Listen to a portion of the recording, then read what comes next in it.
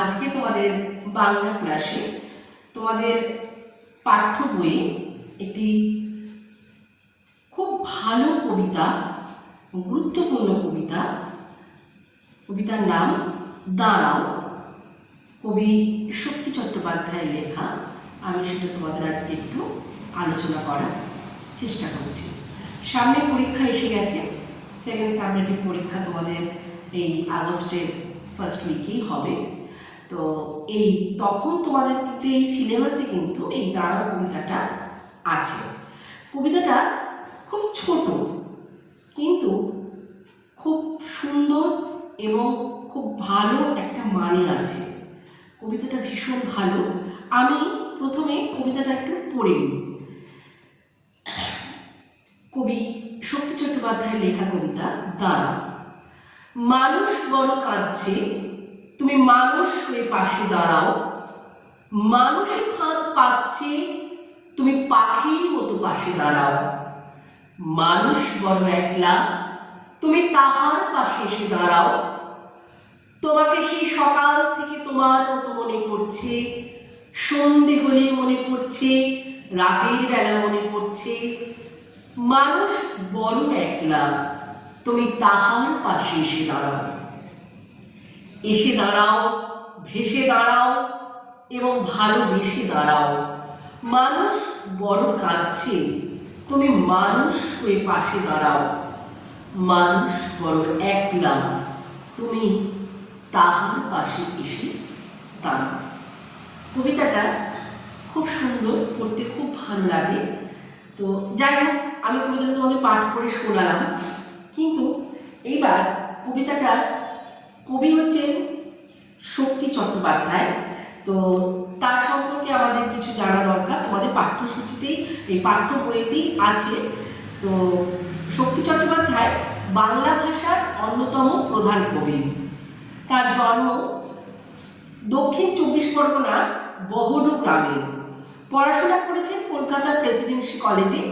তার প্রথম কাব্যগ্রন্থ হে প্রেম হে নৈশব্দ। তাছাড়াও তিনি অনেক কবিতা লিখেছেন।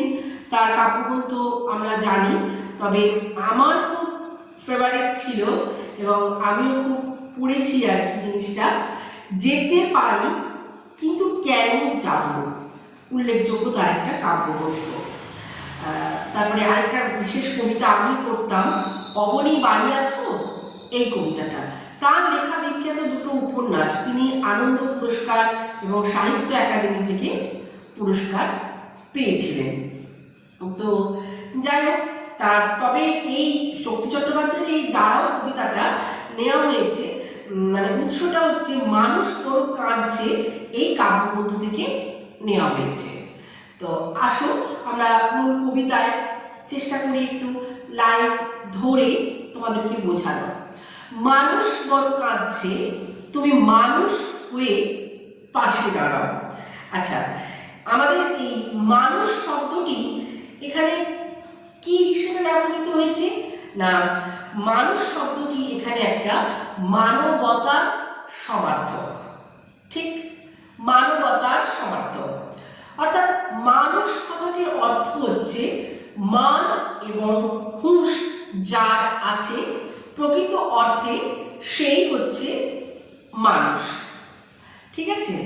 তো আমাদের এই যে সমাজের এখন এই পরিস্থিতি, এই যে অবক্ষয়, হ্যাঁ, চারিদিকে হিংসা হিংসি, যুদ্ধ, মারামারি, কাটাকাটি, এইসব যে চলছে, এইগুলো স্বার্থপর, সুযোগ সন্ধানী, ক্ষমতালোভী কিছু মানুষ, হ্যাঁ, এই যে চলছে, এই ঘটনাটা কবির মনকে ভীষণভাবে নাড়া দিয়েছে এবং ব্যথিত করে তুলেছে। তো সেই জন্য কবি এমন কিছু মানুষকে খুঁজছেন যার মধ্যে প্রেম আছে, ভালোবাসা আছে, মানবিকতা বোধ আছে। সেই রকম কোনো মানুষকে কবি এখানে খুঁজছেন এবং সেই মানুষের পাশে এসে দাঁড়াতে বলছেন। কোন মানুষের পাশে এসে দাঁড়াতে বলছেন? এই যে যারা অবহেলিত, লাঞ্ছিত, বঞ্চিত, সব দিক থেকে তারা কোণঠাসা হয়ে পড়ে আছে, সেই সব মানুষের পাশে এসে মানুষকে তিনি দাঁড়াতে বলছেন। আবার নেক্সট লাইনটাই বলছে মানুষই ফাঁদ পাতছে।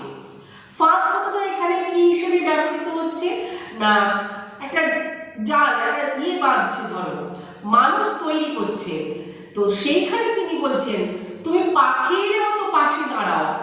পাখি যেমন উড়ে অনেক দূর থেকে এসে তোমাকে মানে তোমার পাশে দাঁড়াতে বলছে। মানুষ বড় একলা, তুমি তাহার পাশে এসে দাঁড়াও। কে বড় একলা না মানুষ। কোন মানুষগুলো? যারা বঞ্চিত, লাঞ্ছিত, অবহেলিত, এইসব মানুষের পাশে তুমি এসে দাঁড়াও। তোমাকে সেই সকাল থেকে তোমার মতো মনে পড়ছে। তোমাকে বলতে গেলে কাকে বলা হচ্ছে? যে এই কবিতাটা পাঠ করছে, মানে এই পাঠটা বই যে করছে, মানে তোমাকে তোমাকে সেই সকাল থেকে তোমার মতন করে মনে পড়ছে। তোমার মতো মানে তোমার মতন একটা মানুষকে মনে পড়ছে, যে মানুষটা খুব ভালো, যার মধ্যে কি আছে? মানবিকতা বোধ আছে, ঠিক আছে, মানুষের জন্য কিছু করার যার একটা মন আছে, যার মধ্যে প্রেম আছে, যার মধ্যে ভালোবাসা আছে, সেই মানুষের কথা বলা হচ্ছে। সেই মানুষটা কে? সেই মানুষটা তুমি। তো তোমাকে আসতে বলছে, তো সন্ধে হলে মনে পড়ছে, রাতের বেলা মনে পড়ছে, মানুষ বড় একলা, তুমি তাহার পাশে এসে দাঁড়াও। তুমি কার পাশে এসে দাঁড়াও? তুমি মানুষের পাশে এসে দাঁড়াও। কোন মানুষ? যে মানুষ এই সমাজে কি হচ্ছে? বঞ্চিত, লাঞ্ছিত হয়ে আছে, যারা অসহায়, সম্বলহীন, বিপদগ্রস্ত মানুষ, সেই সব মানুষের পাশে তোমাকে দাঁড়ানোর কথা বলা হচ্ছে, ঠিক আছে। এসে দাঁড়াও, ভেসে দাঁড়াও, ভালোবেসে দাঁড়াও। এসে দাঁড়াও মানে তুমি সশরীরে তাদের পাশে দাঁড়াও। ওই দূর থেকে তুমি কোনো কিছু একটা বলে ফোন করে খবর দিয়ে দিলে, হ্যাঁ আমি আছি, তুমি চলো তোমার কাজটা করো, তোমার পাশে আমি আছি, না, আমি আছি, তোমার পাশেই আছি। সশরীরে তুমি তার পাশে এসে দাঁড়াও, ভেসে দাঁড়াও, ভালোবেসে দাঁড়াও। শুধুমাত্র এসে দাঁড়ালেই হবে না, তাকে কেমন করতে হবে? ভালোবাসতে হবে, তাকে প্রেম নিবেদন করতে হবে, বলতে হবে তুমি এগিয়ে চলো, আমি আছি, তোমার ভয় কিসে? মানুষ বড় কাঁদছে, তুমি মানুষ হয়ে পাশে দাঁড়াও। মানুষ হতে বলছেন কবি তোমাকে। কেন না, মানুষ হওয়াটাই হচ্ছে একটা এই পরিস্থিতিতে বিরাট ব্যাপার। আমরা হয়তো অনেকে অনেক লেখাপড়া শিখছি, অনেক হাই এডুকেশন নিচ্ছি, কিন্তু সত্যিকারে আমরা কি মানুষ হতে পারছি? আমাদের মধ্যে কি মানবিকতা বোধ আদৌ সঞ্চার হচ্ছে? চারিদিকে কত ঘটনা ঘটছে, তোমরা তো দেখছো বর্তমান সমাজে, তোমরা টিভিতে দেখছো, খবরে দেখছো, বিভিন্ন মিডিয়াতে দেখছো, তো কত মানে জিনিস ঘটছে। সেই ঘটনাগুলো কি যদি আজকে মানুষ থাকতো তাহলে কি এটা হতো? তো সেই মানুষ তৈরি হতে বলছে। যেমন আমি ছোটবেলায় আমরা লিখেছিলাম তোমার জীবনের লক্ষ্য, একটা রচনা ছিল। তো সেই রচনাতে অনেকে লিখেছিল আমি ডাক্তার হতে চাই, আমি টিচার হতে চাই, আমি হতে চাই, কিন্তু আমি লিখেছিলাম আমি একজন মানুষ হতে চাই, সত্যিকারের মানুষ, যে মানুষটাকে দিয়ে সমাজের কোনো কাজে লাগবে, যে সমাজের মানুষের পাশে দেশে দাঁড়াতে পারবে। তো সেই রকমই আর কি আমরা, কবি এখানে বলছেন তার ব্যথিত হৃদয়ে এইটা বারবার মনে হয়েছে যে মানুষ বড় কাঁদছে। তিনি বারবার এই কথাটা ব্যবহার করেছেন। তিনি বোঝাতে চেয়েছেন মানুষের অন্তরাত্মা কাঁদছে। সেই একাকিত্ব, নিঃসঙ্গ বোধকে কাটানোর জন্য প্রকৃত সহকর্মী মানুষ হয়ে উঠতে হবে।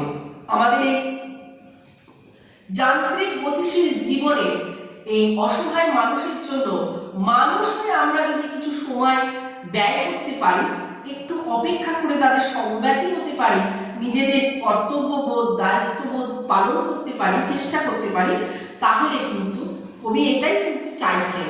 আর এই কবিতাতে কিন্তু এইটাই বিষয়বস্তু। হ্যাঁ, তো সমগ্র কবিতাটা থেকে আমরা এটাই বুঝতে পারছি যে মানবতার স্খলন ও পতন কবির চিত্তকে ব্যথিত করে তুলেছে। তাই মানুষের মধ্যে মনুষ্যত্ব ও মানবিকতার সারি দাঁড়ানো কবিতার মূল বিষয়বস্তু। তাহলে এই কবিতার মূল বিষয়বস্তুটা তোমাদের ক্লিয়ার হলো। এইবার এই যে কবি লাস্টের দিকে বলছেন না, এসে দাঁড়াও, ভেসে দাঁড়াও, ভালোবেসে দাঁড়াও, মানুষ বড় কাঁদছে, তুমি মানুষ হয়ে পাশে দাঁড়াও, মানুষ বড় একলা, তুমি তাহার পাশে এসে দাঁড়াও। ক্লিয়ার? এবং এখান থেকে কোশ্চেন আসবে, অনেক কোশ্চেন আছে। তো আমি তোমাদেরকে এই কোশ্চেনগুলো বলে দেব যে পরীক্ষার জন্য কি কি কোশ্চেন করতে হবে নেক্সট ভিডিওতে। তো আমার ভিডিওটা যদি তোমাদের ভালো লাগে, কবিতাটা যদি তোমরা বুঝতে পারো, তাহলে আমার ভিডিওটাকে শেয়ার করো বন্ধুদের কাছে, এবং লাইক করো, সাবস্ক্রাইব করো। আর ভালো থেকো, সুস্থ থেকো, পরীক্ষার জন্য তৈরি হও, খুব ভালো তোমাদের পরীক্ষা হবে। আমি ঈশ্বরের কাছে এটাই প্রার্থনা করি। সবাই ভালো থেকো।